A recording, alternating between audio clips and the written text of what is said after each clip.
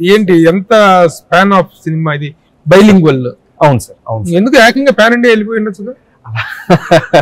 కుదరదు కదా సార్, అంటే మనకి రెండు లాంగ్వేజ్లో. ఎందుకంటే ఈ రోజుల్లో ఎవరో వచ్చినా ఇంత భారీ స్థాయిలో వస్తుంటే ప్రతిదానికి పాన్ ఇండియా అనేస్తున్నారు కదా. ఇక్కడ వరకు సార్ డిసిషన్ సార్, ఈ రెండు స్టేట్స్ వరకు సినిమా రిలీజ్ చేద్దాము. Okay okay. సినిమా బ్యాక్గ్రౌండ్ ఏముందా మీ ఫ్యామిలీలో?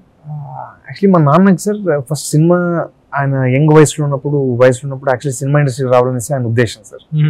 చెన్నైకి వెళ్ళేసి డైరెక్టర్ అవ్వాలనేసి ఆయన ఉద్దేశం సార్. చెన్నైకి వెళ్ళేసి అసిస్టెంట్ డైరెక్టర్ కూడా పనిచేశారు సార్.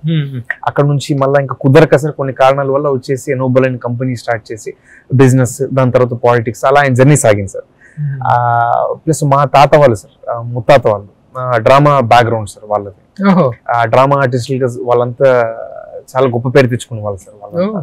మా అమ్మగారి సైడ్ నుంచి కూడా మా తాత వాళ్ళు, వాళ్ళ ముత్తాతలు వాళ్ళంతా డ్రామా ఆర్టిస్టులే సార్.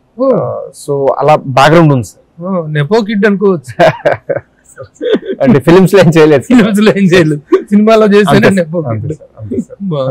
అంటే ఆ జీన్స్ ఇది అనేది ఉంది ఆ పూర్వపు వాసనలో, అంతే సార్. ఆ ఇంట్రెస్ట్ సార్.